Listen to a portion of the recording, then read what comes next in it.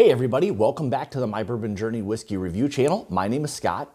If you're new to this channel and you're looking for reviews of different whiskeys such as bourbons, ryes, American style whiskeys, go ahead and hit that subscribe button. Also make sure to hit the bell notification. That's going to alert you to when I'm doing new uploads or live streams. If you're already a supporter, a subscriber to the channel, thank you so much for all of your support. I greatly appreciate it. So today from High West Distillery, we've got their High West Double Rye. So what this is going to be a blend of two different ryes, so meaning two different mash bills.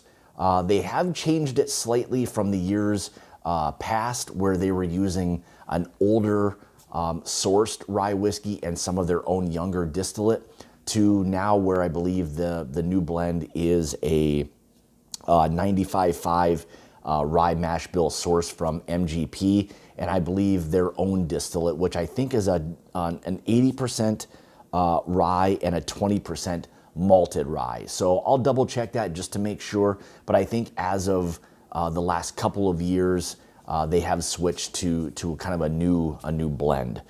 This is 92 proof or 46% ABV, and they do non-chill filter, so that's a really big deal for me. Age statement, none. There is no age statement with that. And MSRP is a really kind of a budget-friendly $25 to $30, and it's generally speaking very readily available. So this is one of these whiskeys that for whatever reason doesn't get talked about a whole lot, but as you'll see, it's a really nice rye whiskey. So let's get into the review, but before, typically what I try to do is we'll go through the appearance, we'll nose it, taste it, and then kind of really kind of discuss anything else having to do with the whiskey itself. So, all right. So color-wise, as you can see, kind of a light copper.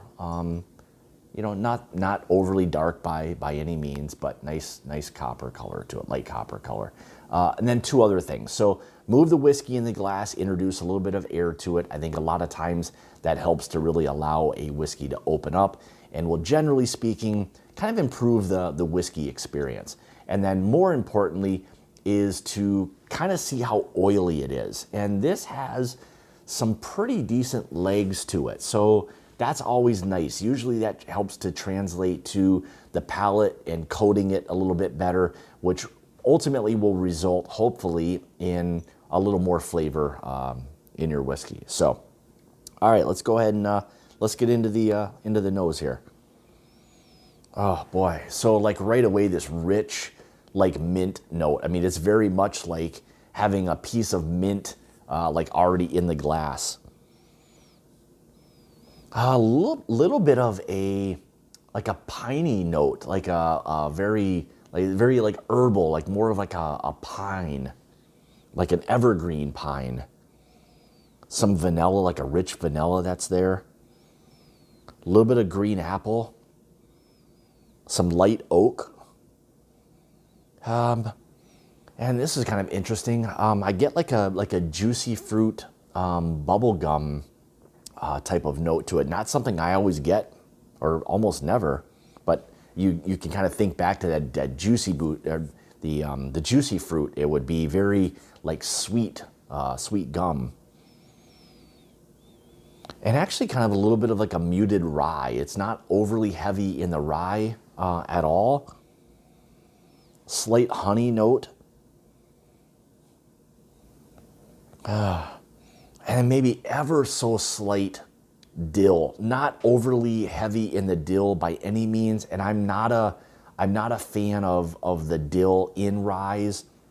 So for me, that's something I kind of, steer away from, but it's not that. So I think so far on the nose, it's not heavy on the dill, really heavy on the mint so far. All right, nice nose. All right, more importantly, let's see how this one is going to taste. Cheers.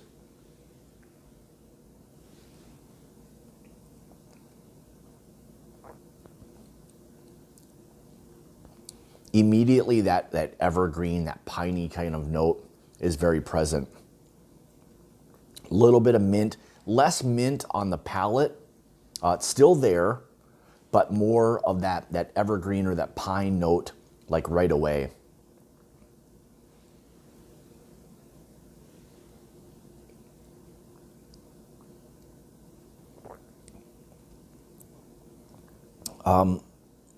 Little bit of a, like a lemon zest note. Oak begins to kind of start to shine a little bit here. Now here comes the spice. So now you're starting to get a little bit more of that spice kind of kick to it. So early on, you had a little bit more of that pine, a little bit of the mint, some of the oak. Now here comes kind of some of the spice as we start to get into the palate a little bit more. Again, some more of that honey. So you get hit up front. This is an interesting kind of profile. So you get hit up front with kind of some of that pininess, maybe a little bit of mint, and then it transitions quickly into that spice. Then the spice begins to fade a little bit, and now you get some more of that sweetness that kind of starts to come through a little bit more on it. A little bit of oak. Maybe more of a black pepper. There's a little bit of that pungency to like a black pepper that's there. But that rye spice really kind of kicked in. Still some of that vanilla caramel type of sweetness. And I'll associate a lot of the sweetness with the vanillas and the caramels, things along those lines. Really nice. It's an interesting wave of flavors. You know, again, you got some of that pine and mint up front.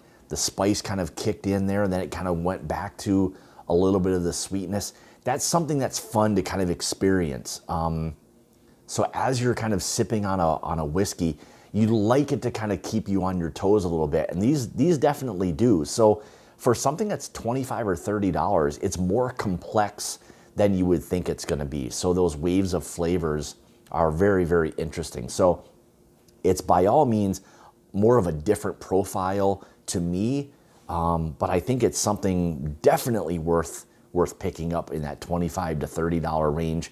And again, you see the double rye just about everywhere for the most part. So, you know, give that one a try. So,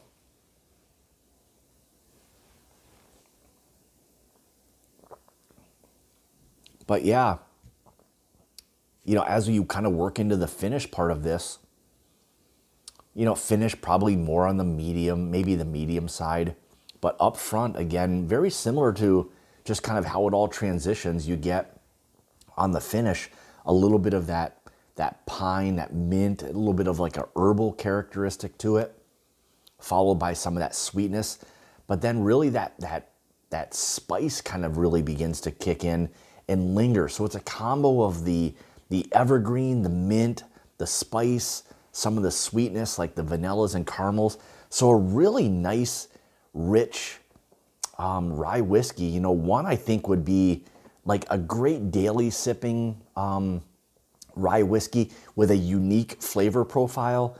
But if you're looking to kind of craft a different and unique cocktail, I think this would be really, really an outstanding rye whiskey, one to definitely you know, give a try to. So as far as my recommendation for this, I would say if you're looking for something with a different or kind of off profile from a rye whiskey, you know, give this a try for sure. I mean, I think, again, for $25, $30, it's worth giving a shot to. And, you know, worst case scenario is you use it for cocktails, which I think would make a very interesting cocktail. So with that being said, I want to say thank you so much for tuning into another one of my reviews. I greatly appreciate the support. If you'd like to help support or contribute to the channel, you can through my Patreon page, which I'll have linked in the description below. Also, if you'd like to follow me, you can on both Instagram, Twitter, Facebook, all of those social media platforms. Just search My Bourbon Journey and that stuff will pop up. Again, Patreon page, greatly appreciate any and all support provided. So with that being said, and like I say, it's about the journey and not the destination. Cheers.